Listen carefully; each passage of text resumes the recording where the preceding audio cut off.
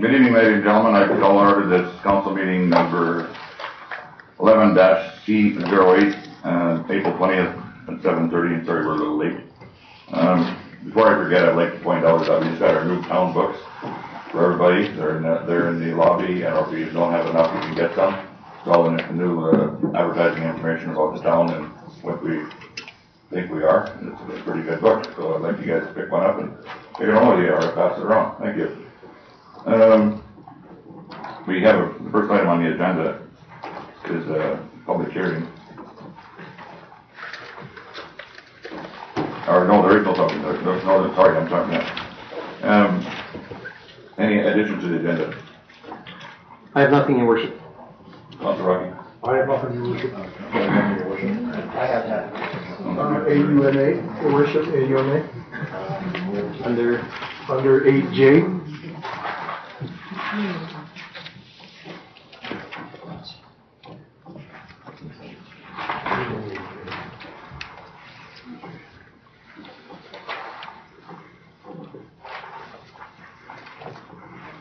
Thank you. And Councilor? Nothing for me, Your Worship. Administration? Yes, we have 178.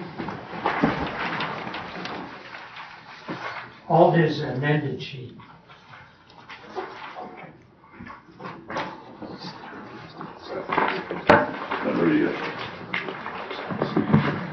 Your Worship, I would move to accept the agenda, the adoption of the agenda. All in favor?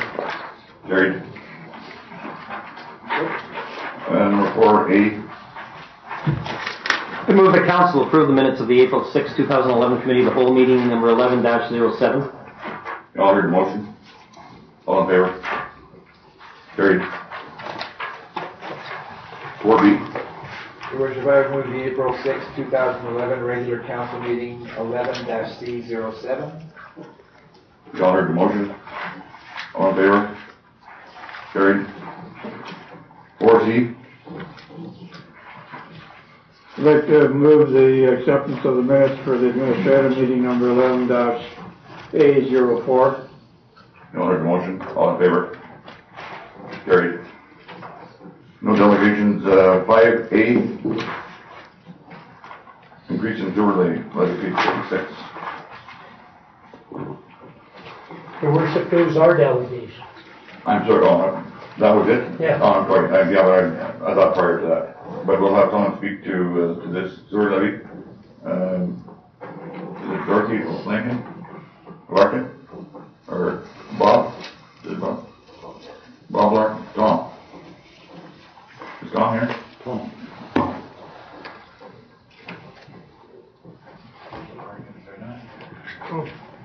Okay.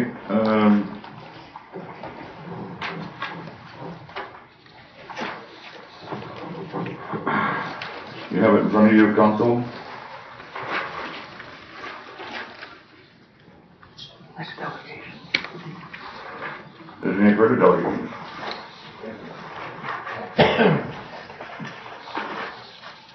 The taxi bylaw.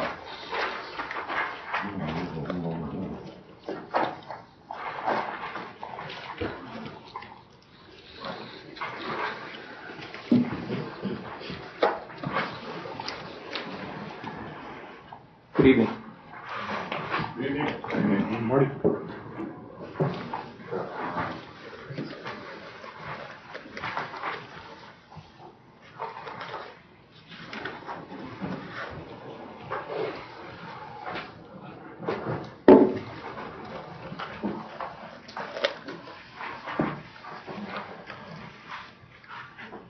Good evening,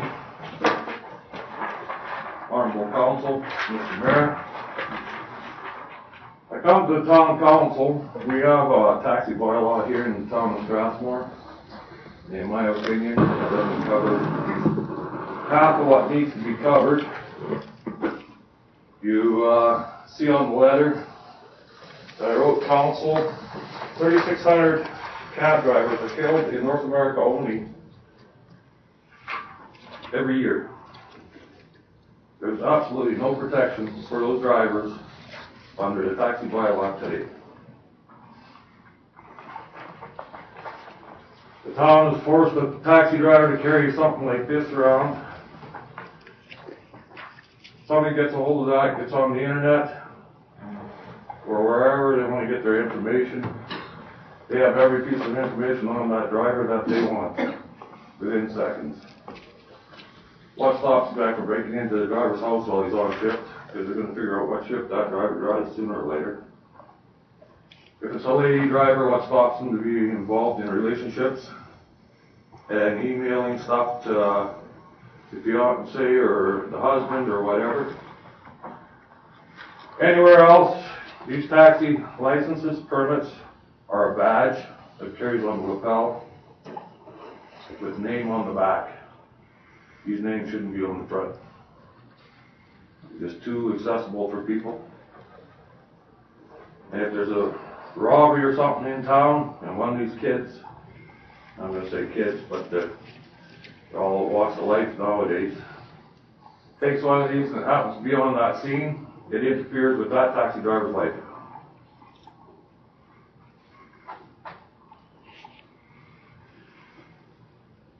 So it's a thing where we're trying to protect the general public, but we're also trying to protect the taxi drivers.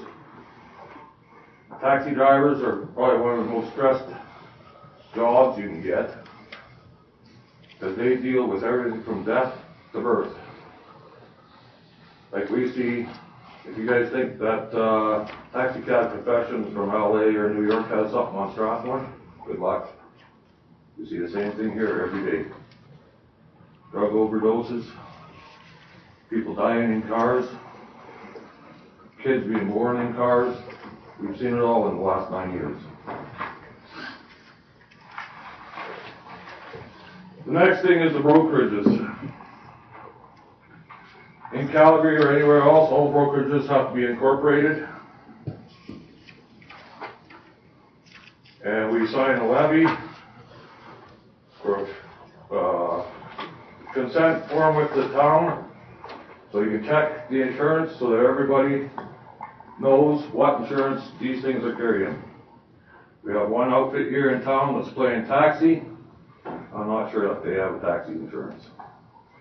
And the difference between cost and coverage is huge.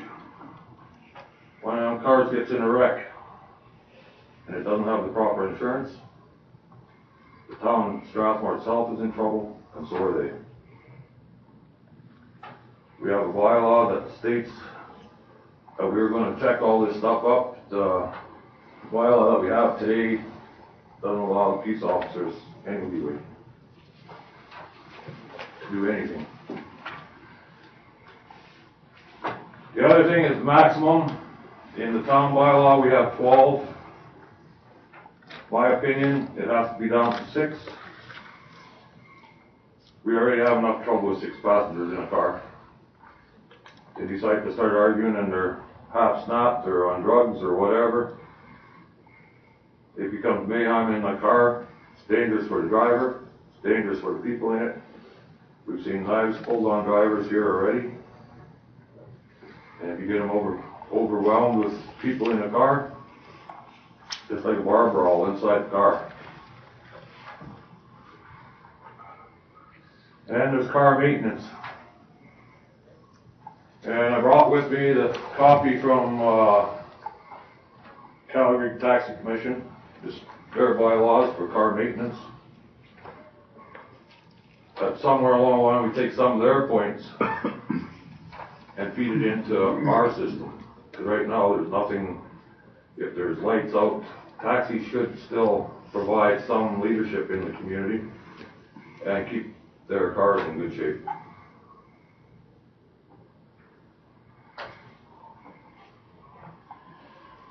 And then there was the Calgary, falling in and out of Calgary. On the insurance policies, a certain percentage of these cars should be insured to go to Calgary. I know my cars, 33% of them are allowed to go to Calgary, the rest aren't. Calgary's a totally different insurance block. Because for a car to run around in Strathmore area, it's $2,200 a year. If you want to take that car into Calgary, it's $4,500 a year. because the increased volume of traffic, chances of accidents. And some of my buddies in Calgary don't drive so well, so the taxi fees go up. That's about all I have to address. Councillor Beck? Martin, I pretty much agree with everything you've said. There's one question I do have, however. On the renewal date, you say that it would take part of the fleet out of service. How long for? Well, the safeties usually take 2 days, 2 days?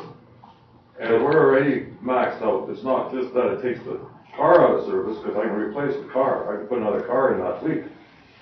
But it's the time-consuming effort of getting it down there, taking care of it, everything, and then get the permit here by the 31st of December is just Okay. nuts. Any further questions? Go ahead, Councillor Goble. Curious as to where you got your statistic that 3,600 taxi drivers are killed in North America every year. You watch Most Dangerous Jobs. This is the 2007. And taxi driving in North America is considered the most dangerous job in North America. And it's a mute point. It's really, I mean, I understand it's a dangerous job and all that, but I just don't want to give people the impression that this is a greater, and it is a serious issue. I'm not kidding, but I'm looking at a chart that tells me that in 2007, 33 taxi drivers and livery drivers were killed in the United States. This is North America according to the 2007 statistic on most dangerous jobs, other than guys fishing up north. Taxis are right there with I us. think that, I suspect that that's an inaccurate number, but like I said, it's not a big point. I was just curious because it does seem like an extraordinary amount of people killed. Some of these issues, Well, I think your figure is wrong because we just had 5 killed in Calgary in the last year. all right, and in regards to the 6 passengers at a time, did you implement that rule internally in your company? Yes. Yes, we do not allow them to load more than 6. Thanks. And we don't allow them to, if there's already 3 or 4 in the car, and somebody else decides that they want to share a ride, we don't allow them to share a ride. Because by the time we get them to where they're going, they're tearing the door panels off, they got their hair tomahawks off, and it just becomes a wreck. Any further questions? Your worship, Yes. Marty, I would love to see how you get 12 people in one of your taxis. Well, believe me, the RCMP have tried to stuff them in there. And I can tell you, I've had 15 in there. No, don't tell us that. Back in the day, you can get them in there, and you can still get them in there if you want to get them in there the right way. Somebody was drinking and being double. Not the driver. Yeah, no, I'm Get not some of saying these that. kids, they're in the back half of the roof. No, Councillor Reynolds. I'm just thinking that where this number 12 might come from is, and it's you say it's in the town bylaw? Yeah. And because of taxi, shuttle, and all that grouped into the same category, there are a lot of 12 passenger vans that we use when we're doing tours and that kind of stuff. And I believe, because once you go over 12 passengers, you're going to get into a different category again. And I think because of our broad coverage of that type of mode of transportation, it's probably where the figure 12 comes in. But, I don't think it was ever recommended by anybody that they should try and squeeze 12 people into a minivan. Well, they'll try anything. Councillor Goble? Your worship, I would move that we accept this. No, I just want to. I'm sorry? Yep, go ahead. Is there no other further comments? Okay, We accept this for information and pass this over to our bylaw department and ask them to review it, perhaps discuss these matters with with Martin and to report back to us perhaps the spring workshop, and we can discuss this further. Just before I do that, I would also like to make a recommendation that we have owners like Marty and maybe even from other taxi companies in town to come to council periodically and work to try and make this a policy that's in the best interest of not only the taxi companies but also the general public. I like your recommendations and I'd like your Councilor Rempel. Have you all heard the motion? All in favor? Carried. Thank you very much. Thank you. Thanks, Martin. Sorry for the confusion, ladies and gentlemen. That's the start on delegations. I was thinking of something else. Anyway, 5 and 6. Page 40. 1103, Municipal Emergency Management Program.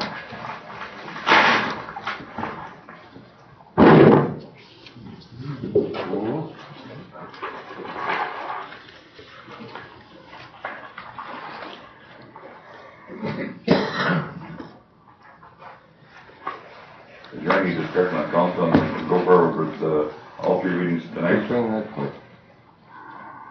For me? Administration, got anything to comment on it? I guess a couple of things. Muir spent quite a bit of time going through it, looking at the new regulations and all. And like on page 43 there, he set up a municipal emergency management committee and who it consists of and so on. And page 45, to state a local emergency, declaration of local emergency, the mayor and 2 councillors. The mayor's not here, it's deputy mayor and 2 councillors.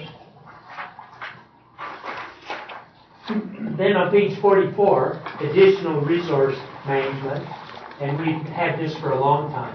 Like, if we've got a big presentation, we have superintendent of schools, the ambulance people, WFCSS, on. So this is just updating to meet their new requirements. Has this been circulated to other communities such as Wheatland and the Beeson and so on and so forth? Can't comment, I don't know. This is actually a town of Strathmore municipal emergency management program, so I doubt if that would have been distributed to other municipalities. In my experience, in that little experience I have in it, I would like it to be distributed before me.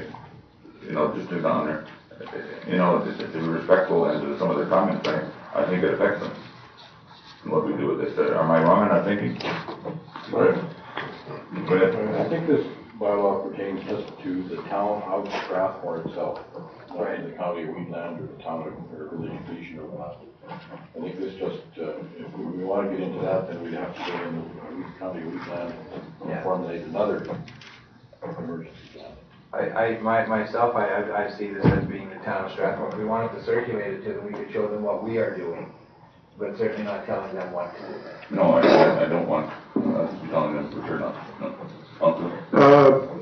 Your Worship, like I indicated, I believe this is our own municipal emergency management program. I believe it would probably be in everybody's best interest if we had an MOU with surrounding municipalities and so that everybody is familiar and understands as to how this is going to work and operate if a disaster or an emergency of large magnitude happens. Your Worship, I agree with both you and Councillor Rempel. In the last state of emergency we did a lot of coordination and work with other jurisdictions and the county, and I think it might be a good idea for them to see what we have in place, and then there won't be any surprises should something else happen down the road. No pun intended. Oh, very good. So council, after reading this, is happy with us passing it to the 3rd reading and and then passing it over to the other municipalities, is that okay? Well, well, once we have accepted it and finalized it, we can't circulate it until we have Right. accepted this and had our third and final reading on it. If you wanted to add something, we could add that in after. Without comes under the MOU. Okay. I just want to make sure that it's, want to leave anybody else. Okay, thank you. Time for a motion. Your worship, I move that council give first reading to bylaw number 11-03. You all heard the motion. All in favor? Your worship, I make a motion to council give second reading to bylaw number 11-03. You all heard the motion. Any further discussion? Not? All in favor? Your worship, I would move that council give unanimous consent for third and final reading for bylaw 1103. You all heard the motion. All in favor? Carried. I move that council give third and final reading to bylaw number 11-03. You all heard the motion. All in favor? Carried.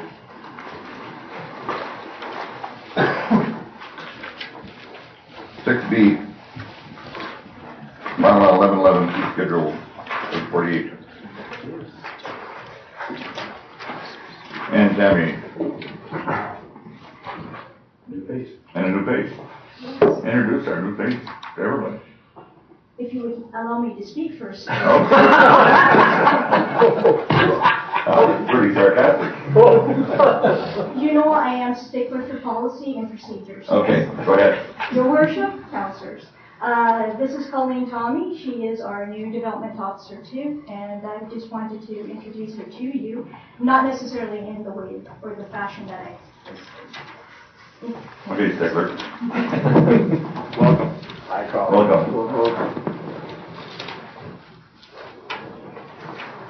To bylaw 1111. Basically what this is it's an annual review of the fee schedule for planning and development fees.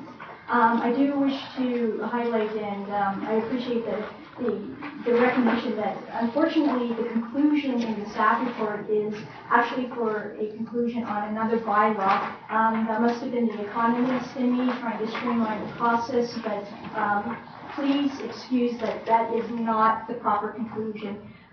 So I will provide the proper conclusion as I conclude my presentation. Good Stickler. I just want to highlight the differences of what is existing versus what is being proposed with respect to the bylaw.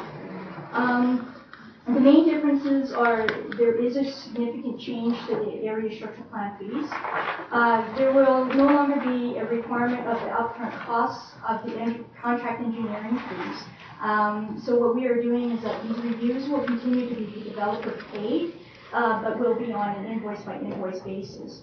So right now we charge $36,500. We are now going to change it, or what's being proposed is a $5,000 fee, and that should cover all the administrative reviews, internal town administrative reviews, as well as any of the advertising costs.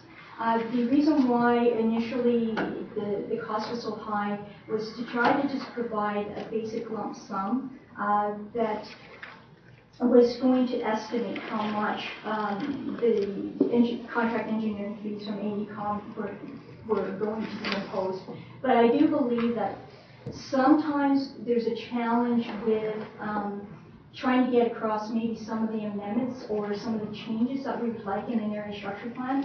Some developers might be more responsive than others. And as a result of that, I do believe that it should be the onus of the developer to pay for those extra costs if they are not going to be as responsive with the amendments that we're proposing. So really a lot of the responsibility on the cost, as well as how quickly or streamlined the process is developer driven. So that's why there is that slight change. The other change is to subdivision fees, whereby additional lots will be charged an extra $25 per lot, but the threshold is 2 lots. So, sorry. Go ahead. I'll just backtrack here for a minute. What triggers an area, the area structure plan and what size of a parcel triggers it? We don't really have that trigger as far as I know. I think it's a matter of the land-based, well, probably, I don't think we really have a strict policy, do we? On We're not sure, you know, maybe 20, 40 acres. You wouldn't do it for an acre. Yeah, but so you're gonna get into an argument when the developer comes in with 12 acres or 18 acres or 22 acres or. We'll have to lay it out your worship. You have to lay it out. I think in some respects what we're trying to do, and that's usually a policy that could be captured in the municipal development plan, and our municipal development plan we are hoping to review that, and with the addition of Colleen, I think what we're also going to try to do is, in tandem with the municipal development plan review, also look at the land use bylaw, because it's well due for reviewing revisions, and due to the fact that with the annexation of 18.5 quarters, both of them should be probably up to date. So, sorry to answer specifically your question, Your Worship, we don't have a specific policy as to what triggers an area structure plan, but obviously we're not going to make it that onerous on a 5-acre parcel for an area structure plan.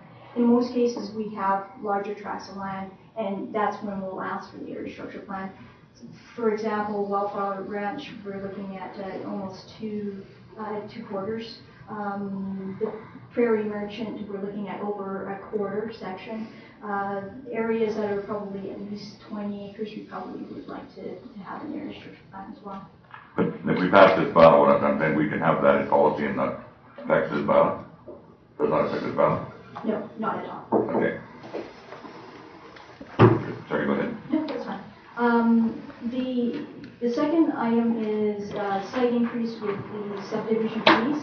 We do have a minimum fee of $1,000 for 2 lots, but any municipal reserve, environmental reserve, and public utility lots are excluded from that. But if you are doing a 5-lot subdivision of strictly residential, then it's going to be $1,000 plus $150 per lot above 2, so it would be $1,450. Geez, my math is actually not too bad. It's not bad. Thank you. The other, sorry, as I'm reading through my bullets here, the other change is that because we charge back the developer on contract engineering reviews for area structure plans and for subdivisions, we wanted to highlight that very specifically in the fee schedule. For some reason, it sort of was deleted in the last amendments, so we want to highlight that again. And due to the fact that there are some administrative costs and time regarding us charging back the developer, we are proposing a $100 fee for every invoice that we have to send out to the developer. So that's another change. Rather than if the invoice was for $450 for a review of a subdivision, we're going to charge them $550 because we need to cover our administration fees. Because right now, the process is that the town pays for the invoice first and then we charge out the developer. And so we do take the risk that they may not pay it right away. Certificates of compliance, there used to be a 2-tiered sort of fee. Originally it was $75, pardon me as I go back to the old, $75 for the standard 3 to 5 day return and $150 for a rush 1-day return. Overall, speaking with the individuals who do the certificates of compliance and the research, it really doesn't take any more than 3 days typically for compliance. And as a result, I just thought it would be a lot easier if we just charge one flat fee for certificate of compliance, and now it is the flat fee of $100, and that's what's been proposed at this time. Land use amendments have been changed to, again, a flat fee of 2,000. Before, there was the threshold of 10 acres, and then any acre above 10 was charged $5.50. So we got some really interesting checks for like something with 88 cents at the end, because it literally took it as, $5.50 per whether through a portion of the acre. I think overall, again, just streamlining the process of just saying, here's the flat fee, and it should cover a lot of the expenditures of reviews by administration as well as advertising requirements. So that's another change. With text amendments to either a land use bylaw or the municipal development plan, we are increasing that fee again to $1,500 from $1,000. Again, a lot of that is reflected in the fact that we do have to advertise for that, as well as the fact that we are covering administration fees. I would like to also mention part of the reason, the whole philosophy is we need to do some cost recovery, and I found that there wasn't a lot of cost recovery. I'm not saying 100% by any stretch of imagination, but I just believe that we need to do some cost recovery with respect to all the applications that we process. There is a reduction, though, in the copy of our municipal development plan. Right now, we charge $75 for the hard copy. We are proposing for our current copy that it should be $30.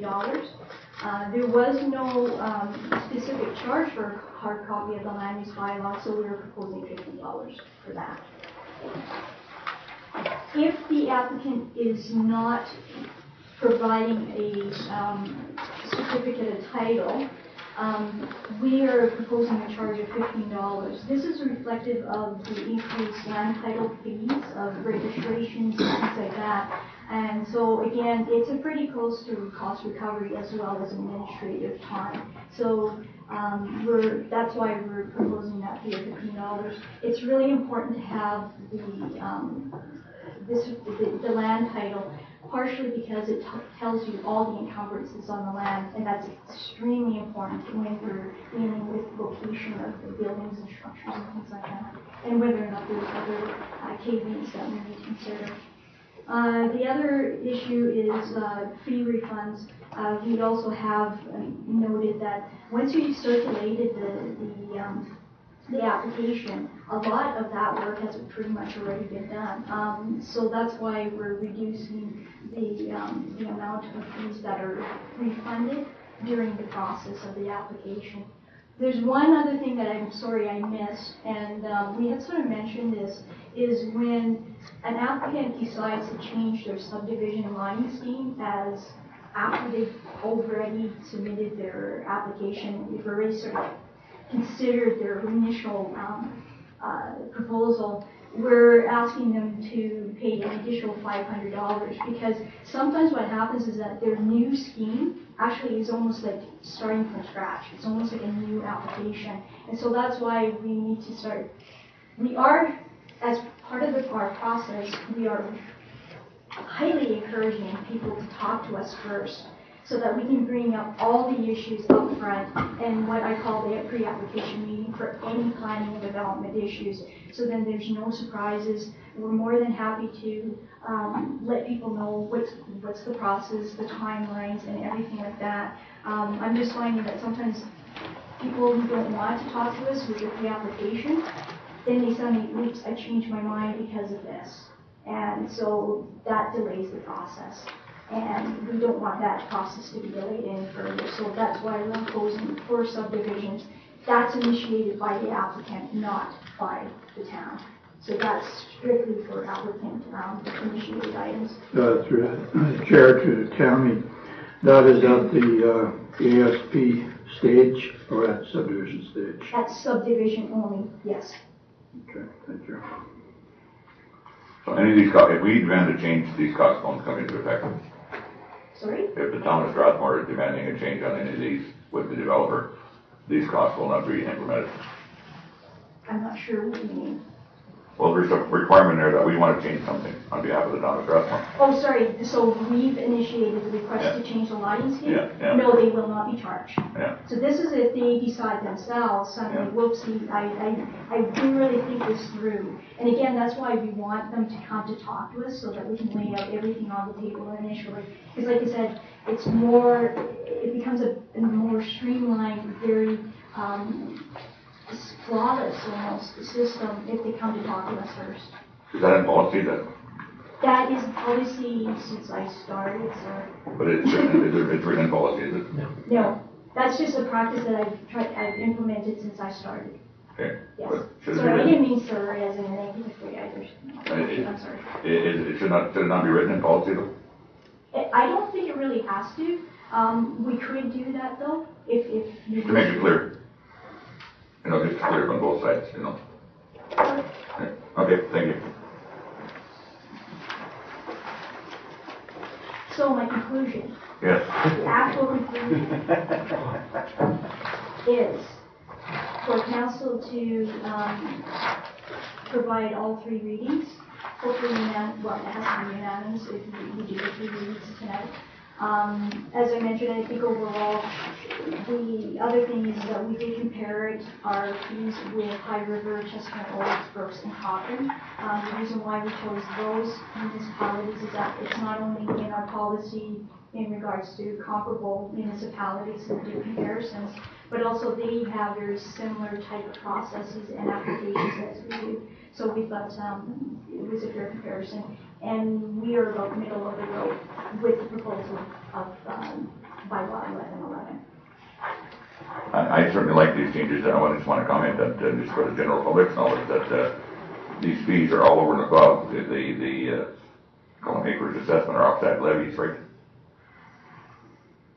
Yes, offsite levies are separate, yes. Yeah, the $37 an acre plus these fees, usually. Yes. Approximately 37. Well, if you're impacted by offsite levies, yes. Yeah, thank you. Councilor Best. Through the chair to Tammy. Tammy, the only concern I have is I looked at the number of figures that are going to be going up and going up. How is this going to affect the cost of housing?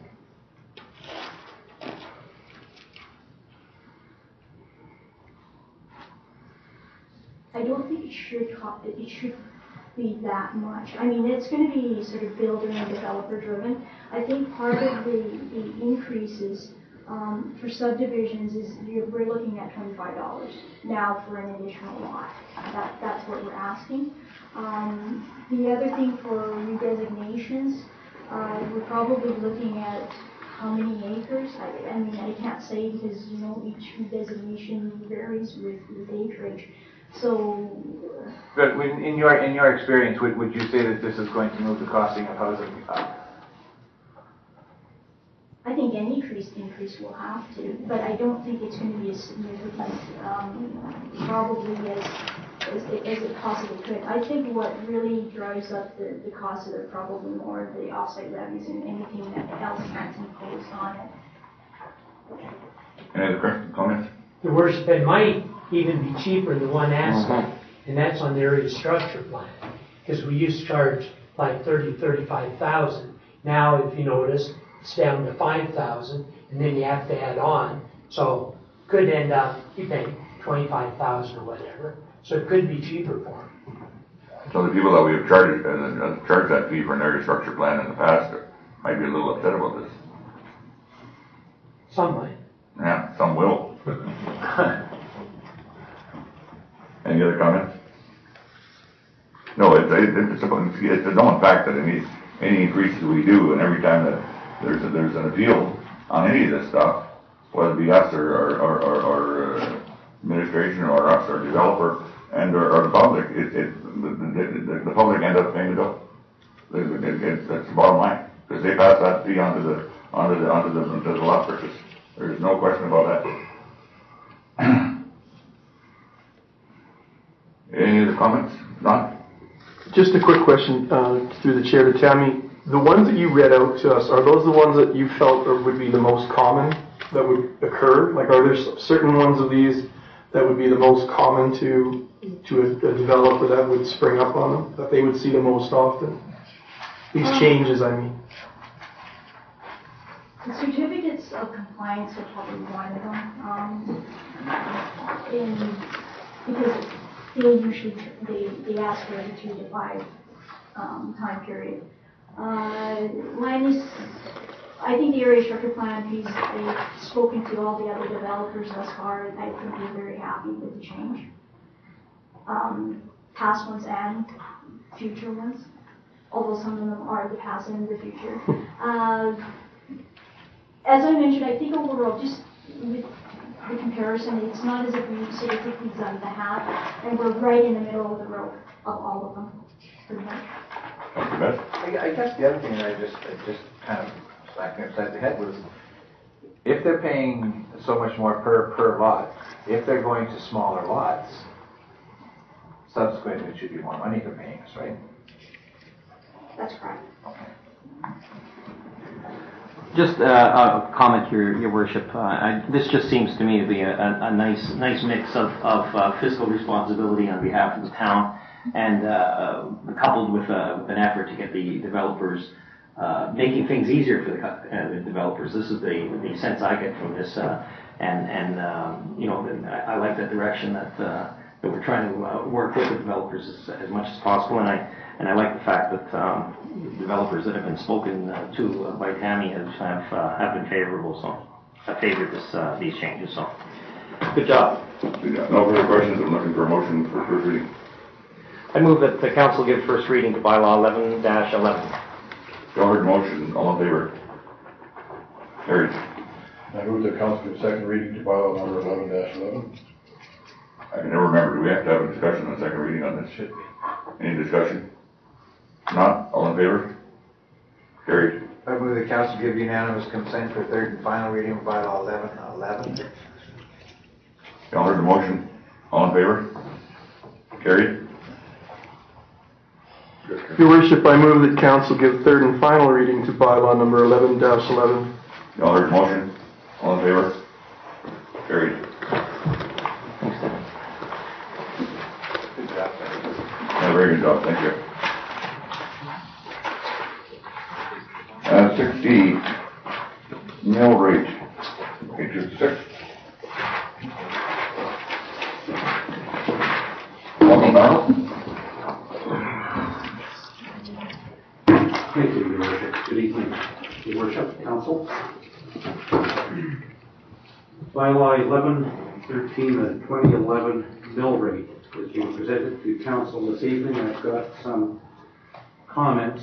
The mill rate bylaw is an expression of the budget that was adopted by Council earlier this year, and the assessed values is filed with the province, the property values.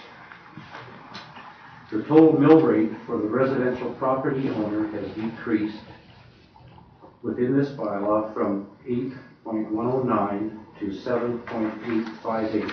This is a reduction of 3% for the residential property owner. For example, a residential property owner with an assessed property value of $350,000, the 2010 property tax would have been $2,838. The 2011 taxes would be $2,750, a decrease of $88. A non-residential property owner with an assessed value of $350,000 would pay property taxes in the amount of $3,846 in this 2011 year.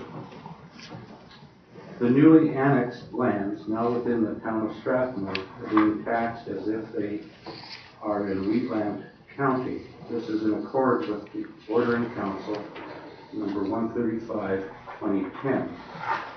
The total property tax for the annexed lands amounts to $163,455 and forms 1.1% of the total town of Strathmore property tax.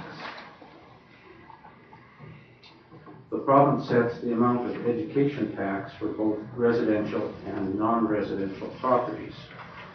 The total education requisition from the province in 2010 was $4,298,000.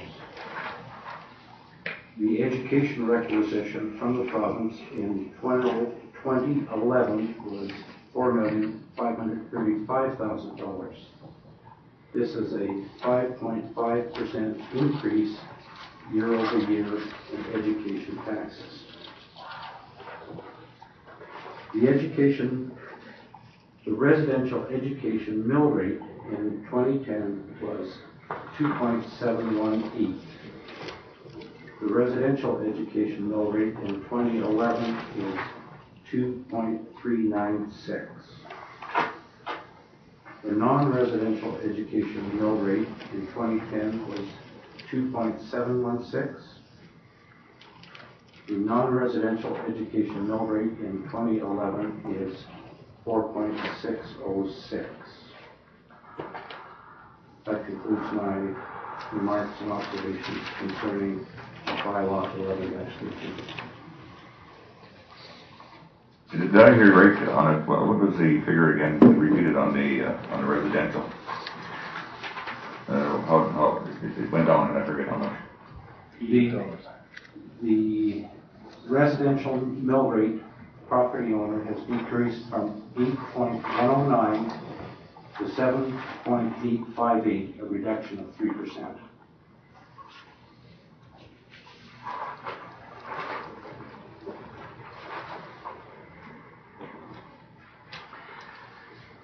Questions? Your Worship, I think I know the answer to this, but there's never any explanation, is there, from our partners in the provincial government as to why they keep raising the educational tax rate? Contained within the requisition is just the dollar amount and the breakout of the residential, non-residential amounts. No explanation. Just seems that's very concerning to me. It's something that happens and has been happening every year for the last couple of years at a higher rate and higher rate, and it's just disconcerting that we're losing teachers in Calgary and in the educational system and not getting schools built here, but we're paying more. I guess just a comment. It's one of the things I agree on Calgary with, that the money should be left in the municipality to be used for the education purpose here. On the rebel? To Jared and Mel, based on those figures that you used to for comparison purposes, that showed a 3% reduction, or $88 on property values of $350,000 assessed value in both of the years. Okay. Do you also have the figure of what the education tax should be on that amount? The education tax was included in that amount, and no, I do not have it separated. Okay. Because if we show a 3% reduction in our mill rate and a 5% increase in our education tax, and probably an increase from the other agencies that we support, like Weekland Housing and the WFCSS and whoever else, doesn't necessarily mean there's going to be a reduction in property taxes. The residential property taxes are going down. As I outlined, the non-residential property taxes have been increased. That $350,000 assessment, did you pick that as an average? Is that our community average? It's not necessarily an average, it's just an expression of a typical home in a medium class district. So publicly, there could be some places that go up on their tax base.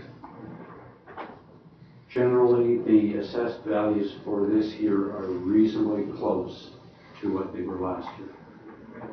there has been very little change both in the residential and the non-residential assessments. Any further questions? No, this is an important issue, and we thank you very much for all your work you put into it. Great job. We're looking for any motion? I'll make the motion that council give first reading to bylaw number 11-13. Y'all heard the motion, all in favor? Carried. I move that council give second reading to bylaw number 11-13. Y'all heard the motion, any further discussion? Any further questions of administration? Administration got anything to say about it? No. None? All in favor? Carried. Move that council give unanimous consent for third and final reading to bylaw 11-13. Y'all heard the motion, all in favor? Carried. I would move that council give third and final reading to bylaw 11-13. Y'all heard the motion, all in favor? Carried.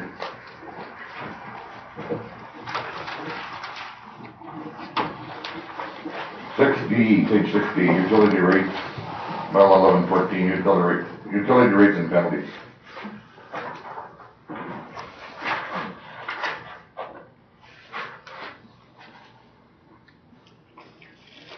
Go ahead, ma'am. Thank you. Your Worship, Council had requested administration investigate alternatives to the monthly maintenance charge of $13.65 per month and the monthly conveyance charge of $4.80 in Schedule A of the water rates. The revised Schedule A is incorporated into bylaw 11-14. Some of the changes briefly are to Schedule A. In paragraph A102, the following changes were made for the 5/8-inch meter size. The monthly maintenance charge has been changed from $13.65 monthly to $6.83 monthly, a decrease of 50%. The monthly conveyance charge of $4.80 has been reduced to $2.40.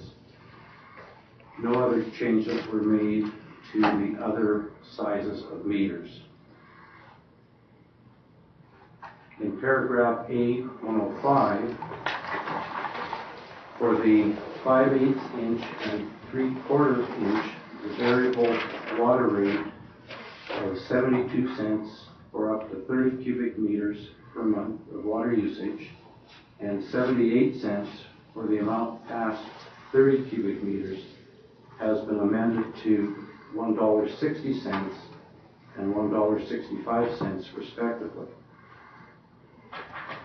Also in paragraph A105, for meters larger than 3/4 inch, the variable water rate has been changed to $1.65 from the previous 72 cents and 78 cents. In the billing period of November-December 2010, 49% of the bills used 11 cubic meters of water or less in the town. For the average water user that uses 11 cubic meters of water per month or less will see no change in the water bill. And that's only the water portion of the utility bill. For a user that uses twice the amount, or 22 cubic meters of water per month, the monthly charge will increase by approximately $10 per month from $34.29 to $44.43. 12% of the water users would be beyond the monthly consumption of 22 cubic meters per month. I have no other observations or comments on Schedule A or the changes to this bylaw.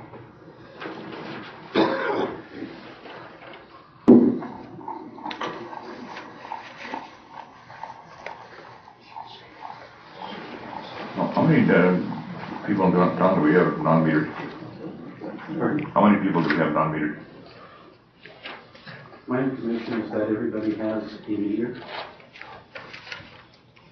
the exercise. Any comments from there's no residential non-metered, are they all metered? I can't comment on residential. We have confirmed that there is not a meter at the ag grounds beyond the high school. Mm-hmm. But otherwise, I'm not done on that. Thank you. Any comment from council? Any questions? Yes. Your worship, through the chair to Mel, this was done as, this change that we're considering, it was done as a means of looking at more usage and encouraging water conservation as well? That's correct. It initiated as an effort to reduce the fixed monthly charge and go to more of a variable charge. So the reduction is 50% of the fixed monthly charge and changing it to a variable charge, and 50% of the users or 49% of the users would see virtually no change to their water bill. The change would be for the users that use more than 11 cubes per month. And so that would apply to 50% of the users. Thank you. I have one. Okay, sorry.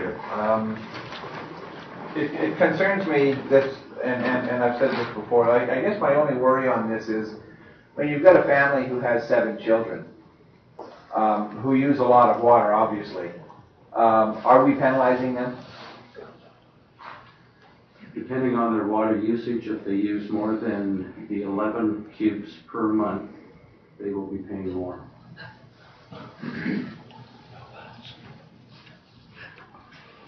Anybody comment? Questions? Not, I'd entertain a motion for first reading. I'll move the council to first reading bylaw number 11-14. You all heard the motion, all in favor? Carried. Entertain for second reading. Your worship, I move the council give second reading to bylaw number 11-14. You all heard the motion, any further discussion? Not, all in favor? Carried. A motion for third reading. I'd move that council give unanimous consent for third and final reading to bylaw number 11-14. You all heard the motion, all in favor? Not unanimous. Motion therefore not carried. No, and we can't go to, don't go to third, thank you.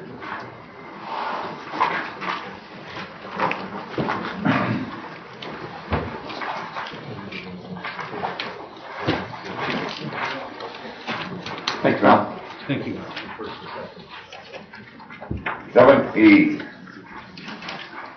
Your worship, before we move into section 7, I would ask that we move 7B and 7C, that we just switch the two so we deal with 7C before we do B. Correct.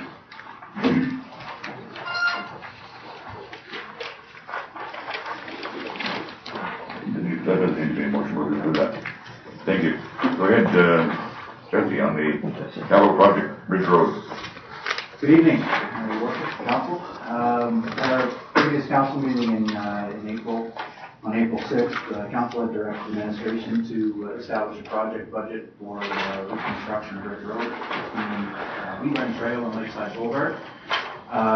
We've created a capital project for this, or capital budget for this project, largely based on the 2009 report from the Long Ridge Road, applying some inflationary numbers based on some of the numbers that we've received in the last couple of years of infrastructure work on roads. So applying some of the numbers we've received for asphalt and curb and gutter, concrete type work. We've come up with a number of approximately $2.25 million for this project, approximately $2 million in project costs, and then $250,000 in engineering and contingency costs associated with the project. So, scope of work for the project would be to replace the aging underground utilities in the area, also to install a stormwater collection system, which will significantly help the grading asphalt problem that we have in the area with the drainage from Highway 1. Reconstruct the road substructure for some of the heavy truck traffic that we have down there, as well as surface work and improvements such as curb gutter and sidewalk. Can you just clarify exactly where we're going with this, from where to where? So the scope of work would be basically from just on the east side of Wheatland Trail, where it turns by the co-op gas bar there. We believe that the infrastructure beneath that, as well as the surface on top of that, is in good to very good condition. So we limited the scope to work from there south and across from there to Lakeside Boulevard. So it would include everything in front of the station, Shell, all the way through past the Catholic school to Lakeside Boulevard. Starting right on the west side of the Husky. Parking lot. East Or east side, rather, yeah. Yes, correct. Correct, yeah. You mentioned sidewalk, and what area of that project would have sidewalk? With respect to the budget that we've established, we've allowed for a complete sidewalk along there. There would be a single-sided sidewalk on that roadway. And I guess that is something that we've discussed that could be amended or changed based on scope of work. But within this budget, we've basically allowed for a complete sidewalk for that area. Another question then, I assume it would be on the north side of the road. Correct. And would that take away from the width of the driving lanes now, or would this be sidewalk, would that be north of where the curve is now? North of where the curve is, correct. So by the KFC and Kentucky Fried Chicken, whatever, or Dairy Queen, they just not going to have as much front yard space. Correct. Or lawn space. We would maintain the current width of roadway, if not make it potentially wider in some areas to accommodate some of that truck traffic where possible. There are some areas where we can increase some of that roadway, but yes, we would maintain the current minimum, if not make it. Councilor Best? Just following up on Councilor Rempel, the cost of the sidewalk is approximately what?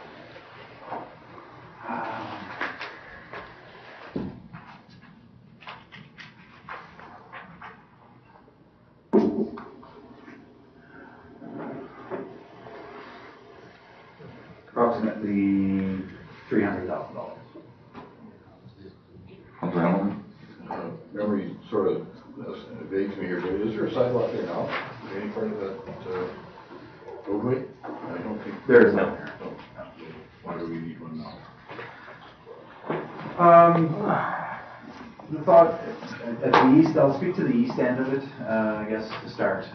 The school being in that area, the thought would be that there's a number of students that are potentially leaving that area to go to the various seating establishments, things along those lines, potentially going down that roadway. So between the access from Highway 1 to Lakeside Boulevard, the thought being there's a little more pedestrian traffic and has been increasing since the eating establishments have increased along that roadway. On the west side of the highway access around to basically a Husky. Similar thought, but just to accommodate any pedestrian traffic that may be coming along there for access into the various establishments. Councilor Stoll? Yeah, thank you. I guess, and I agree, I think it's a safety issue. This is, as everyone knows, our community is not getting any smaller. We're getting more and more people moving into Strathmore. We're a growing community. Having the opportunity to put in a sidewalk, or not putting in the sidewalk, is something I would suggest we're going to regret not doing further down the line, and then saying, oh, I wish we would have done that. I think it's better to be a little proactive here. Put in that sidewalk. Let's get the people off the driving portion of that road. So I'm in favor of that. Through the chair to Jesse, just a further question on that sidewalk. seeing as at the station, they just, last fall, put curbs in there and how would you, where would you place a sidewalk in that area? We would need to do a proper assessment of the work that has been completed there as to whether or not it could be salvaged and reused, I guess, to incorporate it into a sidewalk along there. We have not had an opportunity to perform that to date, but I would expect that it would be on the east, it would be on the station side. It would kind of accommodate that as well as the additional width to have that in there. Because the roadway in that area is not very wide. It needs to be wider there. So as long as we don't utilize some of the present roadway for sidewalk purposes, that would be a big concern of mine if that were to happen. Unless we could get more land on the west side of where the Husky is. I would say some of that design information, we still are yet to complete a detailed design of what that roadway would look like. We've done some preliminary work and considered that a sidewalk would be part of that design. But how that's actually going to be implemented is still to be determined, and that we'd be looking to do that through the detailed design portion of the project, which is yet to commence. No, I just had a general comment, just that this road that we're talking about is one of the worst in town. It's the one we hear about quite a bit, so I do understand wanting to do this because it is in horrible shape. Any other comments?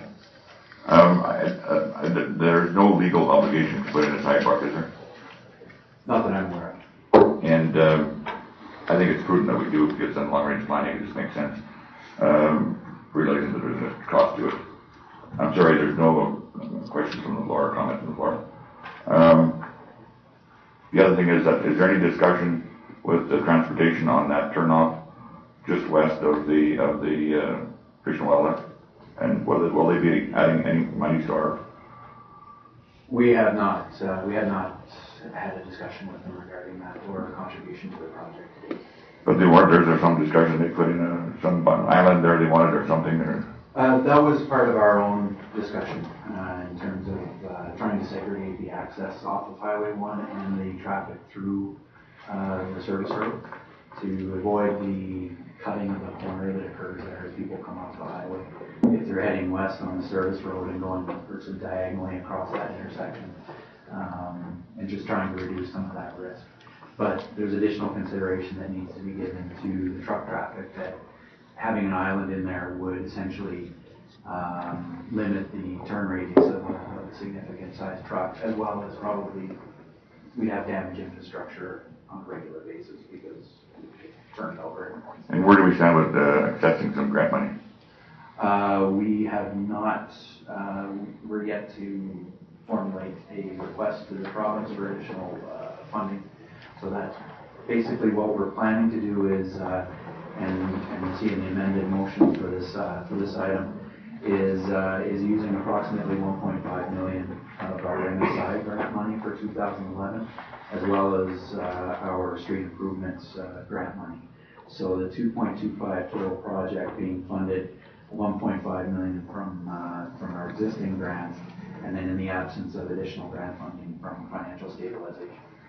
So to make an additional request to the province for emergency or for other funds is yet to occur, but it's part of the plan. Okay, thank you. Through Chair, Jesse, just going back to the mayor's comment in regards to that access roads, any consideration just to closing that right off? I know the business would be very upset, but it's to the safety factor there. I've been to that intersection, just going back 3 or 4 times. Mm-hmm.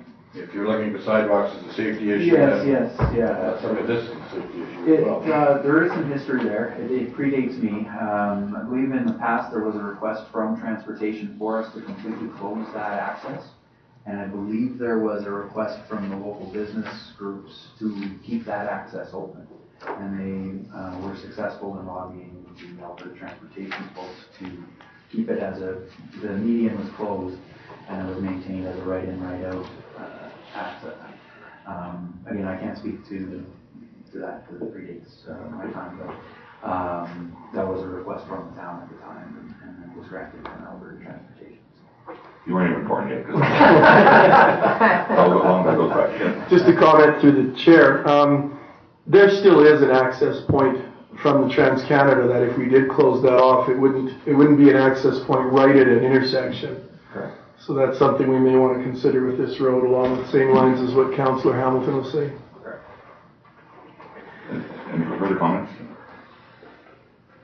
I remember when we did it, Dairy Queen, some of them were quite concerned when we closed the median. I know if we closed that off there, they'd be a lot more concerned about it. But it is dangerous on that corner there, so. And then that slanted road that comes out just on the west side of Petro-Canada there, people would start using that more if we closed the other one. And that's a safer access, or exit. Oh, it is. Until you get the practical, and are you interested to go back around? Councillor Hamilton? No, just following up again on that point. I don't think the amount of business that the truck is bringing to the KFC or whatever is significant, taking into consideration the safety factor for the general population and the general traveling for Kier or whoever. It would be my recommendation, I can't recommend it, but it's a suggestion or whatever that we take. Could you take a look at what the factor is in closing that and just, I know I'm going to upset a lot of businesses, but I'm thinking of safety first. We can look at it as part of this. It's not written in stone as far as As part of this project, we can evaluate what the impact of that roadway would be and how that might function. Great. Thank you. If not, we didn't have to have a motion to pass this, correct? This No? year? Yeah. Yes. And looking for a motion. I'll make that a motion the council approve an additional capital project budget for 2011 for Ridge Road reconstruction, totaling $2.25 million with $1,491,361 funded from the MSI and SIP grants, and the remainder to be funded from financial stabilization. No other demand, any further questions? Your Worship, I have a friendly amendment to that. I would like to change part of the wording from to remove the word totaling to not to exceed. That happen. We can make that happen. Mm-hmm. Yeah, thank you. And I'm going to assume that this is going to be tendered, obviously. Yeah, Thank you. You all heard the motion? All in favor? Carried.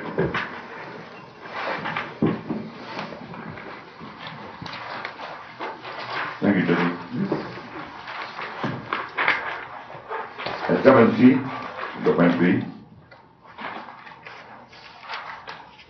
Am I correct in that? Yes. Residential Irrigation Committee report and recommendations. Your Worship, I would move that council accept the committee's report and recommendations as information. Thank you. Any discussion, any questions, then please bring them out. If not, you all heard the motion. All in favor? Carried. 7B. What you see? 211 residential irrigation system operating. And I guess that. Go to page 66. We had much discussion on this, ladies and gentlemen.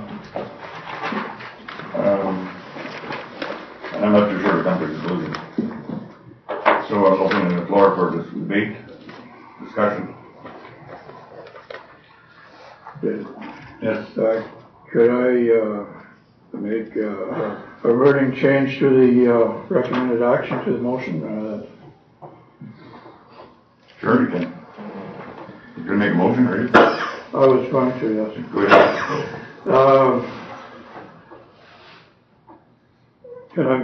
As a result of council's goal of a commitment of 500 users not being reached, it is still recommended that a motion be made that the town will offer the residential irrigation service in 2011. the offer all entail, Councilor Rebel? Pardon? What does that all entail here? Just remove the word not. Okay. Any discussion? Or, any questions on that? Your Worship, yes, I do. I have a couple of them. Although I readily accept the report from the Irrigation Committee, I do have some concerns about it, and if I may, I'll just begin by once again emphasizing that I personally believe that utilizing a non-potable source of water for irrigation is an environmentally sound endeavor. I'd also state that in the 3.5 years that I've been in council, I am not aware of any hidden plan or effort to make residential irrigation disappear. Reductions to suspensions in its use were based on two principles, the first being that infrastructure was in extremely poor condition and estimates needed for appropriate upgrades were deemed unreasonable. The second factor was that all Strathmore taxpayers were supplementing irrigation repairs for the 627 irrigation users in 2009. To further support my position that Council did and still does believe in the concept of irrigation, we supported the formation of an irrigation committee in 2010. In spite of their frequent claims that our administration did not cooperate and provide adequate information, I'm personally of the opinion that the opposite is true. Many hours have been spent on this project by members of the Public Works Department at substantial financial cost to all taxpayers, I may add. I'd suggest that some of the frustration that may have occurred was as a result of the committee extending their mandate and focusing on areas outside their stated responsibility, as was evidenced in their original 2010 Residential Irrigation Advisory Committee recommendations. In regards to the report and final recommendations made by the Irrigation Committee, I must admit that I was somewhat disappointed. I was hoping for a more long-term proposal, something that would deal with what I believe is the main problem of our irrigation system, which is the infrastructure. Other than the suggestion of new screens and valves for a suggested cost of $35,000, there are no proposals which deal with the infrastructure of the system. I'm legitimately concerned about the very real possibility of seeing our staff return to completing the same level of repair to water lines as they did in 2009, once every 2 days. I have further grave concerns that the committee's estimate for labor of $35,000 is grossly understated.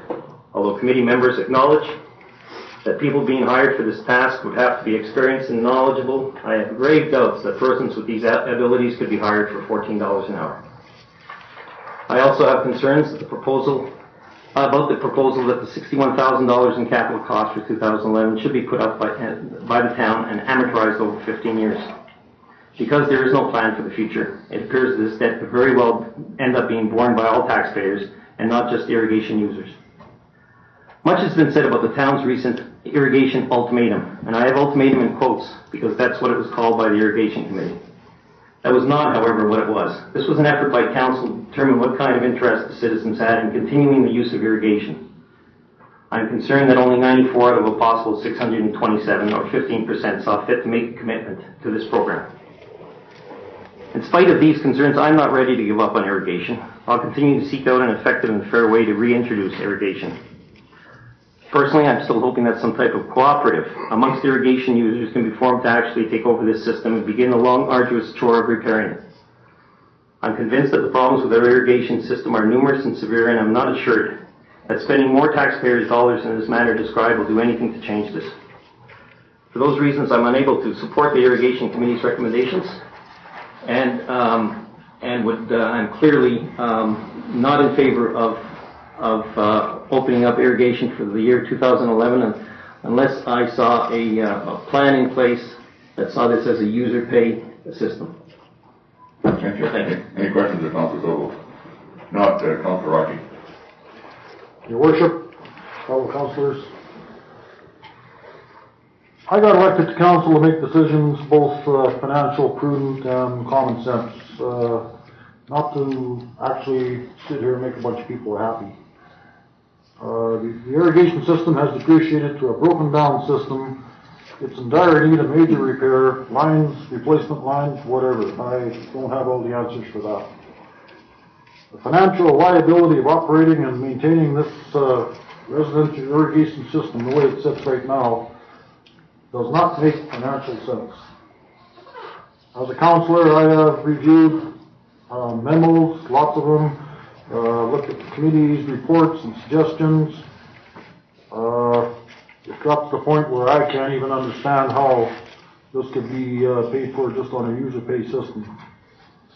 I firmly believe the majority of taxpayers in this town agree with me. This system is very high cost, ineffective. I cannot support any motion to a decision of starting this system up for 2011 and throwing more good money after bad money at it. I would sooner see we use that same money and start upgrading quadrants of the system over some period of time. Thank you. Any questions of Councillor Rocky? Not Councillor Hamilton.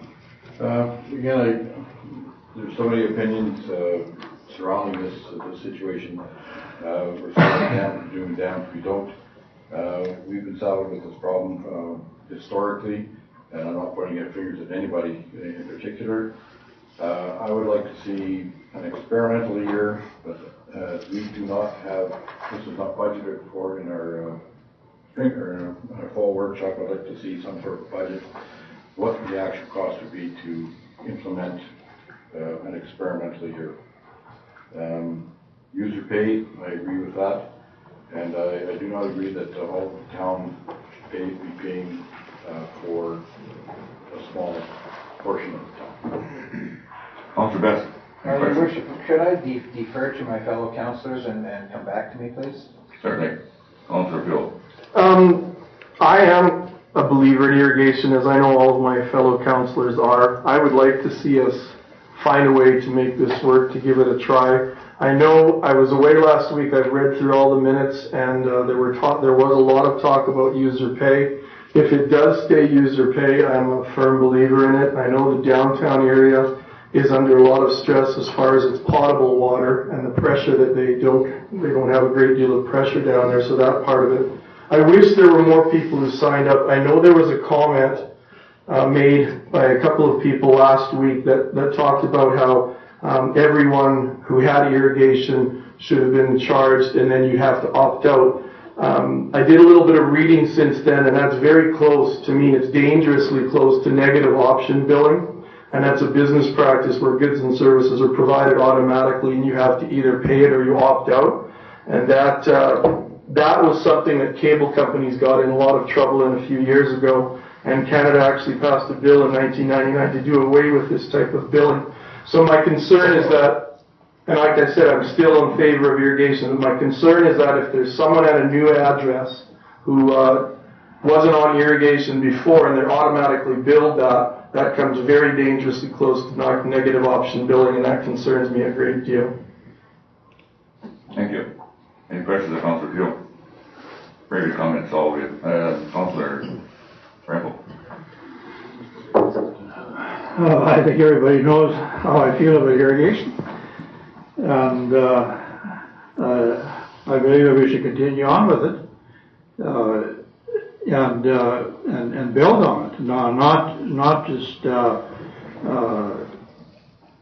try and maintain what we have, but build on it in the future. And as new subdivisions come on, get them sell the irrigation concept to them as well, and start conserving our potable water for what it's meant to be, we just heard here a little while ago, the cost of potable water is going to increase if you use more than 11 cubic meters per month. We already heard that the sewer rates have gone up by, the one letter indicated it would be 154%. To be using potable water for irrigated purposes is ludicrous.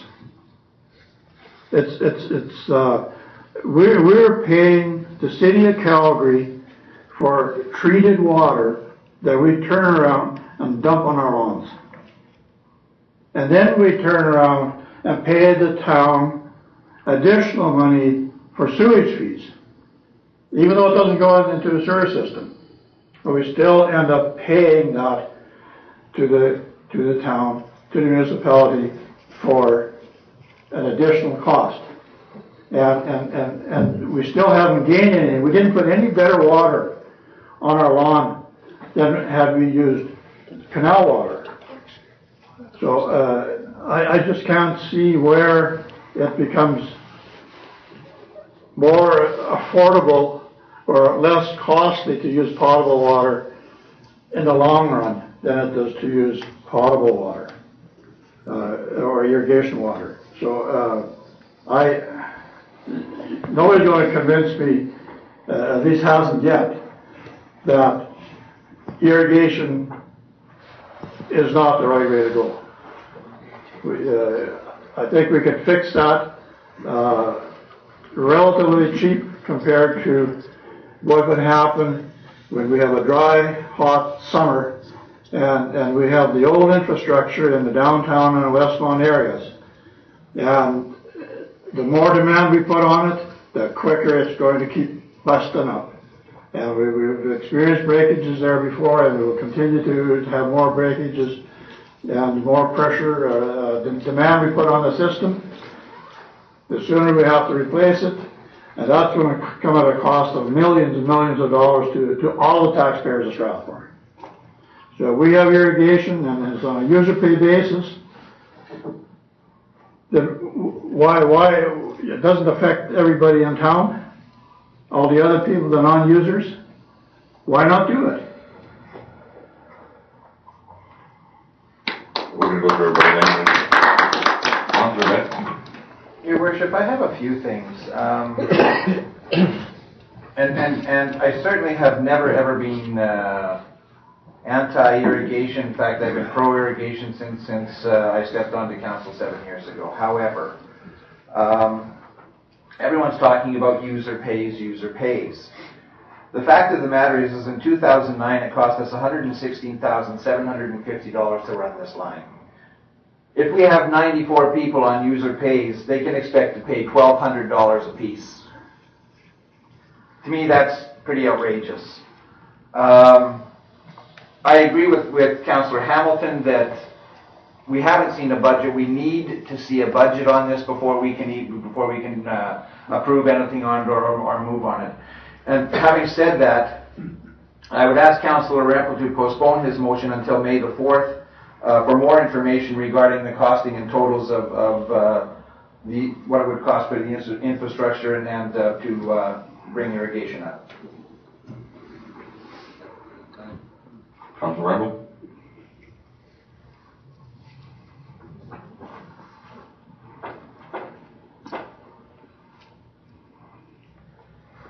I haven't heard from you actually. Well, Councillor Foley, you had... Actually, I just had a comment for Councillor Rempel in response to his thing. I know you're not going to believe this, but I didn't disagree with one word that you said. And I don't think anybody on council disagreed with one word that you said. We are all, I think, on the same page in regards to your comments here tonight. But that's not solving our problems. Our problems is how not to charge the non-users of irrigation water for irrigation water. If we can get around that, we've got ourselves a system. But we only have 94 people signed up. They can't pay for irrigation system. And those are the people that seriously expressed an interest in the irrigation system. And that's the problem we sit with, Councillor Rempel. Not whether we should have irrigation. Everybody here knows that irrigation is what we need. It's just how do we pay for it? Well, I think we need to, and I know that a lot of people are the same people that were here a year or two ago. We also have some new people, and we need to educate the people. And I think we're going to be doing it here pretty quick as soon as the new water and sewer rates come out. They'll see in a hurry that irrigation is actually a very good option to using water. So I'll hold off on the motion until next week if that's what is required in order for it to pass. But that doesn't mean that I'm going to change my mind on how I feel about irrigation. No, but I respect everybody's opinion here, and thank you very much. Everybody had some very good comments. I too am in favor of irrigation. There is no question in my mind. I've been here a long time, and I was a born user in the years that I did have it. My big question is that I'm really concerned about how we do this, this 681 users, how many is it? I don't know exactly, but it's in that vicinity of irrigation users over the years. It can't be on it should be on user fee, but it can't be, it's too expensive. If only 150 use it, we won't know that figure, the total users, until the end of the year. We can't bill after the fact, apparently. And that is a concern of mine. I would also like to mention, before I go any further, that we were told that, just so the public knows, and this is not a demand from us, is that it looks like the irrigation canal won't be turned on till sometime in mid-June, so that we want you to know that if you see water, that doesn't mean it's turned on. WID is having problems with opening their gates due to ice and floods and so on and so forth, so please keep that in mind. I also would like the motion to go, because I'm going to vote for irrigation, but I want to see a little more substantial budget on it for next week, if that's possible. Is it next week or the week after? 2 weeks, sorry, 2 weeks, yeah. So the budget's from us or from them? From us. You can hand things into administration if you so wish. We have, but the thing is, you guys don't take into account the Just a minute, no, we're not getting into discussion here, but I just want to say that, okay? I'm just making that comment. I'm not asking for comments back. If that would be okay with Councilor Ruffle to hold off on that motion you have to get a further study on the capital cost of the irrigation. Yeah, through the chair, Jesse, can you supply us with an estimated cost to operate it for the coming year within the next 2 weeks? Yeah, I may not have it for the agenda next Thursday, given that we've got a couple of holidays coming up here. It's a short week next week and this week. So our agenda deadline is Friday next week, but I'll bring it to the meeting on the 4th. We just may not get it as far in advance for consideration. That's when it's been asked to come back now. Yeah, but you're just saying you won't have it for next Friday, and I respect that. Okay, thank you. So, Thanks, John. you're withdrawing your motion for now? Yes. Thank you. And we're going to make a motion to do what? Adjourn this matter till May 4th? Yes. I'll make that motion. All in favor? Carried. Thank you.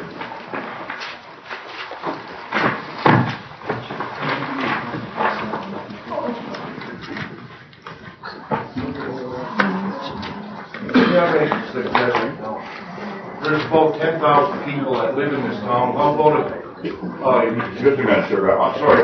That's got to be made at a request at a public meeting, and I have to get all council approval before anybody can speak to it. Well, what I had to say didn't have to be written or whatever, but just the fact that there's 10,000 people in here, just a suggestion to send out a notice in the newspaper asking whether they would be interested, even though they're not on irrigation. We tried all this, sir. Oh, you did? Yeah. Oh, okay.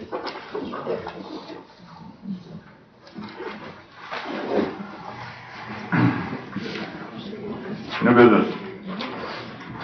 8A.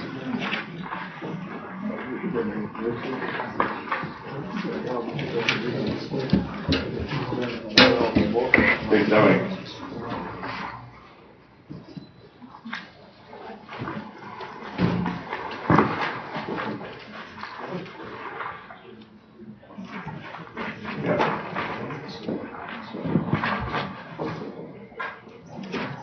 I'll make a motion that council approves the sale of 2216 air supply system and the purchase of a prairie/wildfire 4,500 PSI SCBA film station. Thank you. You all heard the motion. Any discussion? Councilor Bennett. Your worship, I wish our fire chief was here. I'd like to find out the rationale and reasoning behind this. I know over the past couple of years, we've been buying many things for the fire department in this area, and I would like to find out why this is a better system and how much of a better system it is, if it is. Councilor Hamilton. Memory serves me correct. Scuba diver, I think these systems are timed out. What, I'm sorry? They're timed out. They're over there. It's like a propane bottle. When you take it into the top, it's timed out. You have to buy a new one. I was told they're obsolete, period. The system they have now? Yeah. Down in the recovery time, wasn't it? To recharge the tanks were so slow? Wasn't that part of the, They're obsolete now, is that not correct? I'm not sure, but the interesting part, Global will pay $12,000 for the old ones, so it's not gonna cost much. Thank you very much. Any from Living Trader, motion? Just so I can clarify this, the first line in background says, Mayor and Council approve the purchase of a 4,500 PSI scuba filling station comprising of one compressor. Is that what we're voting on? The 4,500 PSI? Like, I'm just a little confused here as to what that has to do with our vote. With the vote? With today's motion. It's the type of equipment, isn't it? I'm sorry? It's the type of equipment. Yes, but if we've already approved this Sale purchase. and a purchase. Sale and purchase, and 4,500 is mentioned at the end of the motion. So we already approved this purchase? It was in the fall budget meeting, I think. So why is it back before here? I guess there was a part of the reason is the number 2 or the number 1 part to sell an item. They don't need that. To go. Pardon me? They don't need us for that. Yes. When we sell items, we have to get approval. Yeah. All right. So the extra's in there, it doesn't matter. But that's not in the recommended action. Okay. We got a motion yet? Yes. We do? Yeah. We'll have to amend that, then Why? include the sale no, the recommended action is Approve that, the sale up. Approve the sale. of the old system and the purchase. Okay. Pardon me. It's okay, you'll come to me. Now I'm on the page. All in favor? Carried. 8B.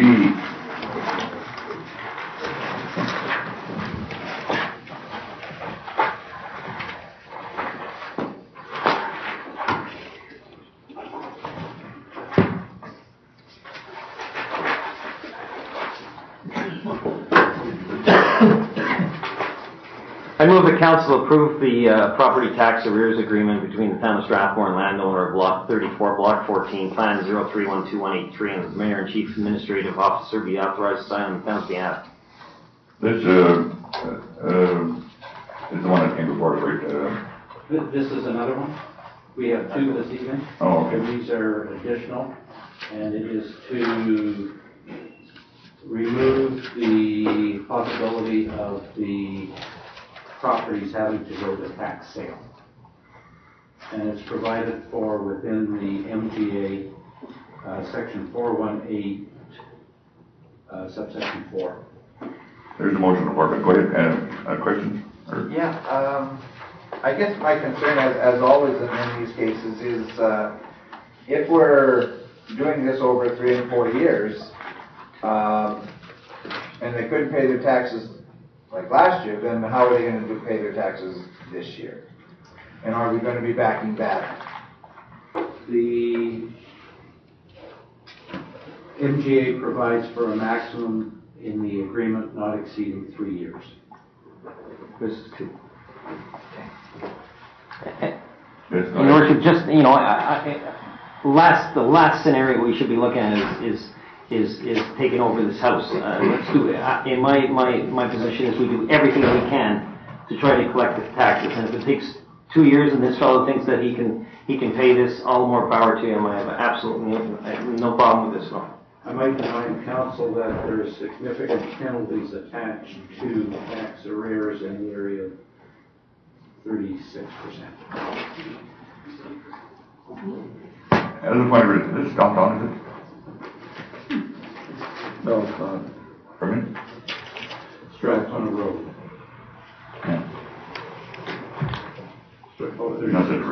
None that really matters. Go ahead, Councilor Field. Just for my own clarification, will this person be making these payments to cover the arrears as well as the current taxes? That's correct. The schedule is attached to the agenda item. Okay. And you can see the proposed payments along with the penalties through the time period of the year. We all heard a motion. Any further discussion? If not, all in favor? Carried.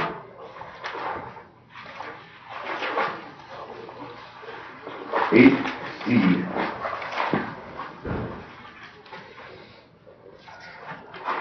Your Worship, I would move the council approve the property tax arrears agreement between the town of Strathmore and landowner of Lot 20, Block 5, Plan 0112155, and that the mayor and chief administrative officer be authorized to sign on the town's behalf. You all heard the motion. Any discussion, questions of administration? Any comments, administration? No. If not, all in favor? Carried.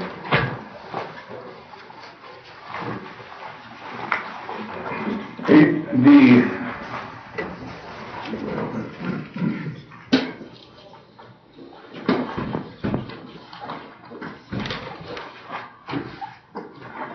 Good evening, Your Worship. Yes. Again. This time for the town of Strathmore weed inspector. Our Weed Control Act in Alberta came into effect in June of 2010. The act basically aimed at regulating noxious weeds, prohibited noxious weeds and weed seeds through various control measures, including inspection and enforcement. Under the new act, the town of Strathmore is required to appoint a municipal weed inspector to enforce and monitor compliance with the act within the town of Strathmore. Doug Clark is the town's park supervisor, and it's recommended that Doug be appointed as the town's municipal weed inspector. So this has nothing to do with grow-ups. I was going to say, Doug's duties would not include attending high school dances.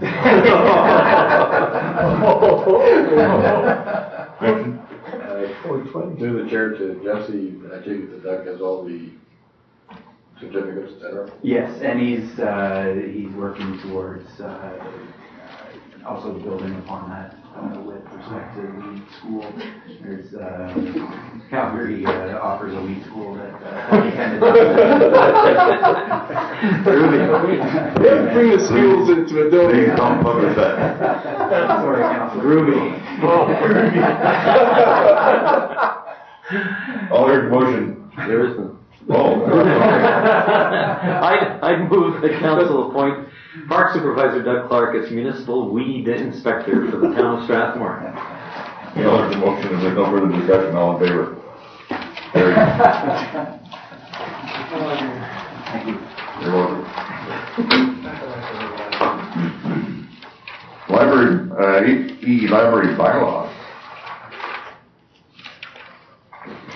Did you bring up? I can speak to that, Your Worship. At our last few library board meetings, we've been going through the old bylaws and updating them, changing them, making them more user-friendly, making them more in line with today. We've gone through them.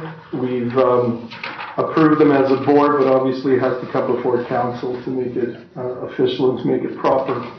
So we're hoping that you will see fit to approve the latest and the newest Town of Strathmore Library Board bylaws. Are you making that a motion? I would like to put that in a motion now since you told me, Your Worship.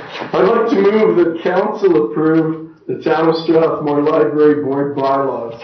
You all heard the motion. Any further questions? If not, all in favor? Carried.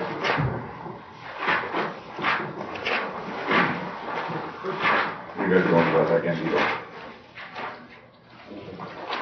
8F, energized worship.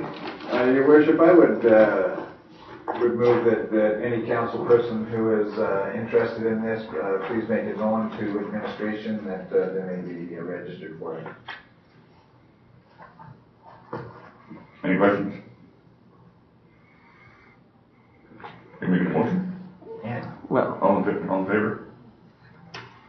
Any questions? I just get I get a little concerned about a motion like that because it opens up the door to have 5 or 6 councillors go to something like this, and I really don't see the reason why any of us should be going to this. So my motion would have been to accept this as information, but I guess if that motion is amended to say that the councillor, if anybody wants to go to it, would approach council for authority to go, I would be happy with that. I would take that as a friendly amendment.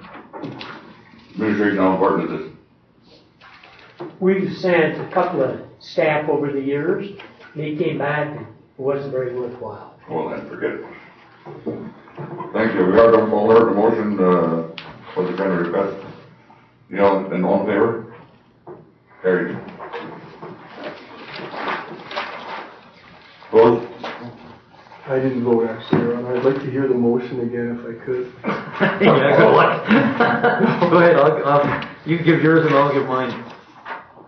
I was moving that, if any of the council wanted to attend this meeting, that they make their intents known to administration. Okay. And the friendly amendment was that any such person should then approach council for authority to go. Thank you. No, you're Carry vote no? I am. I'm probably still suffering from Jesse. Get flashback. Don't print that. Don't print that. Y'all heard the motion? All in favor? Carried.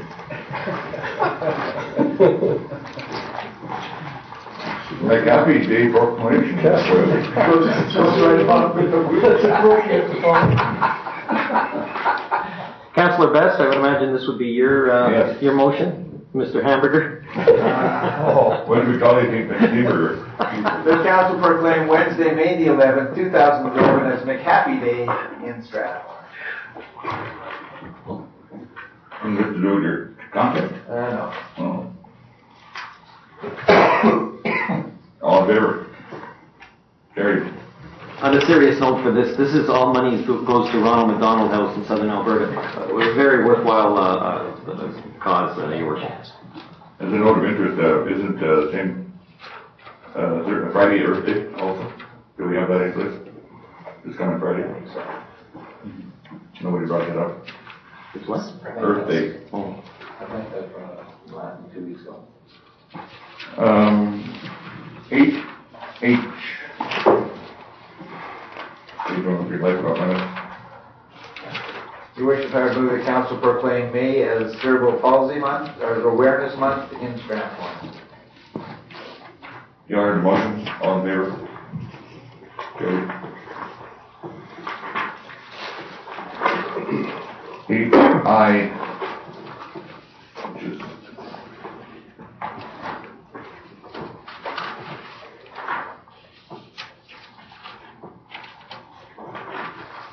page 106.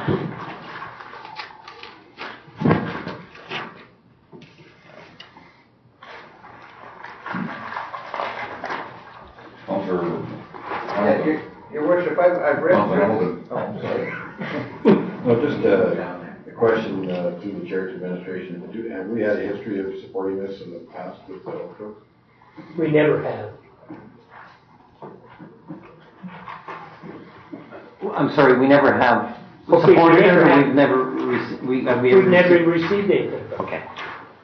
But it sounds like a very good Yeah. facility. Yeah. Hospices are really needed. And I have no reason to doubt that them, when they say that many patients come from the town of Strathmore, I have no problem with that either, looking for a motion. sure. Your worship, although like I was about to say was, although this is a very good cause and a very good thing, I would move to accept this as information. There's no letter? No. You all heard the motion, may I ask why it's not a letter of support? We get requests from numerous societies and things for motion, or for letters, and I feel that the precedent we could be setting as far as doing that is not justified, and therefore I would suggest we just accept this information. I don't agree, it all comes on a one-to-one basis. Yeah, it depends on the source, your worship, and this is a hospice. You know, And we still all heard the motion, any further comments from Councilor Best? No, I have two Councilor Best, any other comments? I all heard the motion, all in favor of that motion that we accept it as information only. Motion not carried. your worship, I make a motion that we forward a letter expressing our support for the Foothills Country Hospice Society, signed by the mayor. You all heard the motion, any further comments or requests? If not, All in favor? Carried.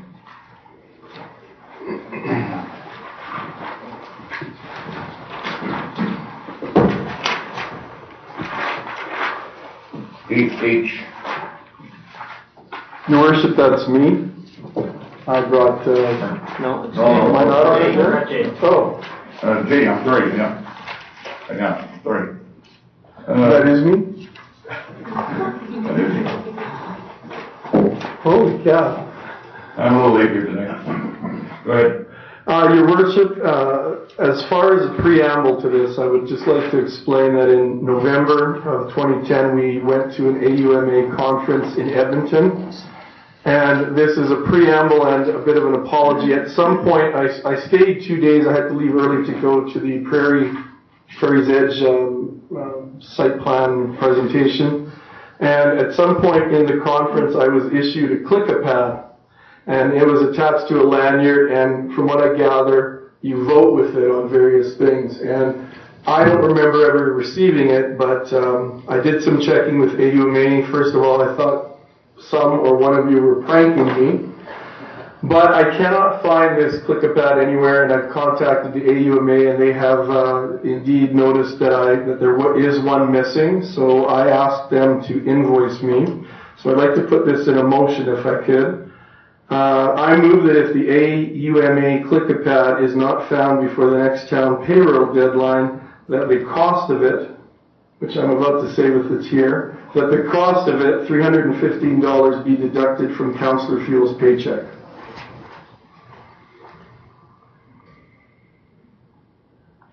Y'all have more questions? Yeah, I think it's very commendable that you bring this forward, and it's an error on somebody's part, either AUMA or yourself, and I just would like to commend you for bringing this forward. Thank you. Good job, Councillor.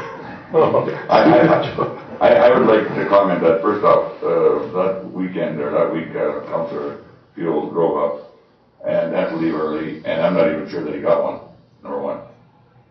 So. I would have been in the registration, been in his registration packet. That's what I've been told. When I emailed and phoned AUMA a couple of times, I got a response that it would have been in the initial package I got. So I have to take responsibility for it. I'm going to search. I know it's too late to put it on this payroll, so I thought putting it on the next payroll date would give me a chance to look for it again and again. And then if it's not found, then I would just make sure it's off my paycheck. Councillor, have you checked with the hotel? Actually, that is a good question. I have not phoned over to the hotel. Let me try that. If their staff found it, it would just go to lost and found. I'll check with them. Any other comments? Yes.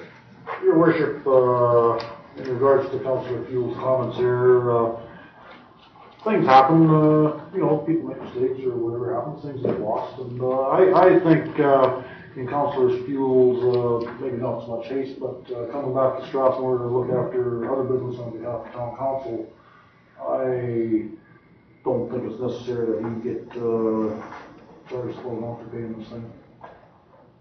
Your worship? Yes.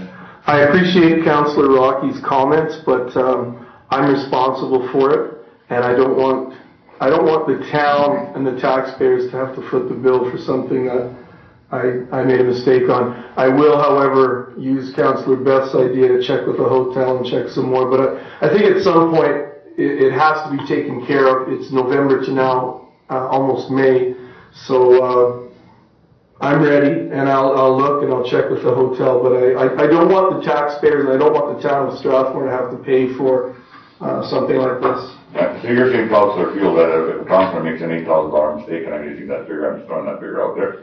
I mean, you really are setting a precedent, or we would be setting a precedent that that councillor would be responsible for an $8,000 mistake or error, and I don't agree with that. We're here doing our job to the best of our abilities, and we do make mistakes.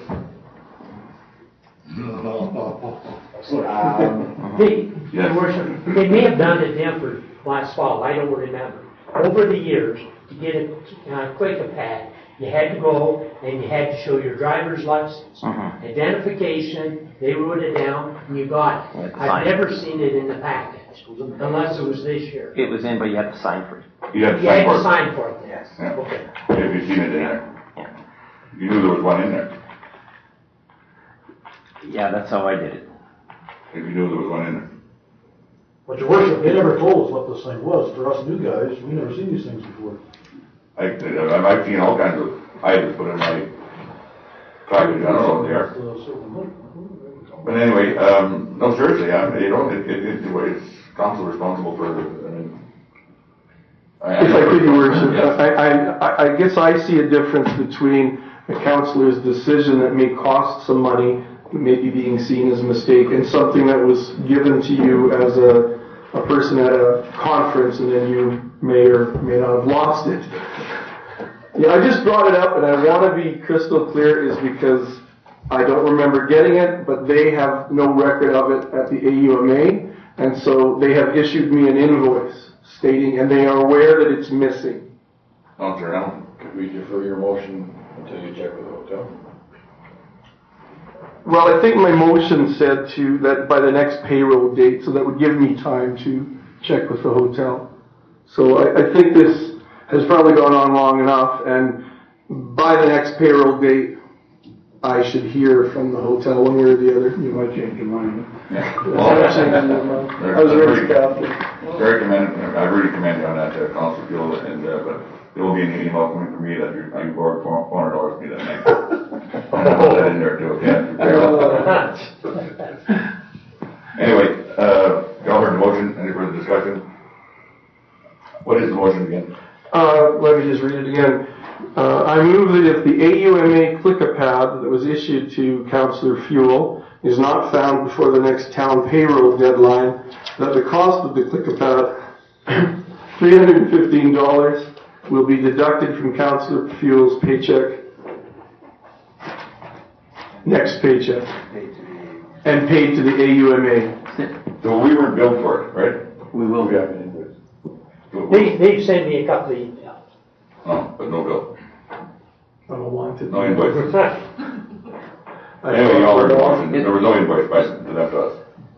I just They basically said it's not paid, the town will have to pay. Oh, okay. One quick question, is that GST? I believe the GST was on that as far as 315. I haven't looked at the invoice because I cried a lot at first. $300 and 5%. Other motion, any further discussion? If not, all in favor? I'm not in favor. I don't know how many went up. 3? Motion not carried. Oh, you went up? Yeah. Oh, motion carried then, I'm sorry. I didn't see both. I apologize. Motion carried. I'd like to thank you for not making it unanimous. That makes me feel a little better. There's one item. No committee reports, questions and council, we'll have that discussion many times. 12A. 124. No, I am not going over talking about the 10 Can we go back to 11, please? Oh, certainly. I just wanted to make a comment that with the Strathmore Times and the town and the Chamber of Commerce, that we will be pushing forward with the best hamburger in Strathmore contest. The rules and regulations to be coming out in the paper shortly, and I'd like to see all the restaurants get their best cooking hats on.